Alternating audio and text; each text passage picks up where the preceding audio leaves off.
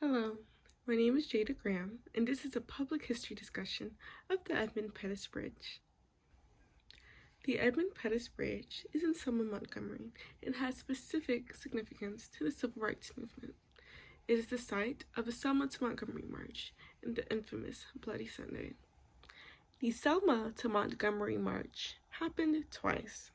The first was branded as Bloody Sunday for the terrible violences that occurred on that day. The first march was influenced by a brutality that happened just days before. An Alabama officer shot and killed a young black protester, Jimmy Lee Jackson. This influenced Dr. King and the SCLC, or Southern Christian Leadership Conference, to make the decision to hold a march. A group of 600 people, including activists John Lewis and Hosea Williams, set out from Selma on Sunday, March 7th, 1965, a day that would be known as Bloody Sunday. The previous protests that civil rights advocates participated in were often met with the same or similar violences. But due to the growing popularity of not only Dr. Martin Luther King Jr., but the civil rights movement as a whole, this one was publicized. The marchers were met with physical force from the local police, stating that their march was illegal. This was supported by the local people who typically held racist views. This march was publicized on TV, in papers, and on the radio. People internationally were irate about the mistreatment of American citizens fighting for their rights. This was especially deemed as hypocritical due to the history of America with revolutions. This protest was peaceful, but the revolution that created the country was not. The second march was much greater than the first. Due to people seeing the brutalities of the first march, they decided to join. Many of those who joined were white or of other countries and decided to see if the police officers would treat them as they did the black people. The protesters were escorted by the U.S. Army per orders of the then U.S. President, Lyndon B. Johnson.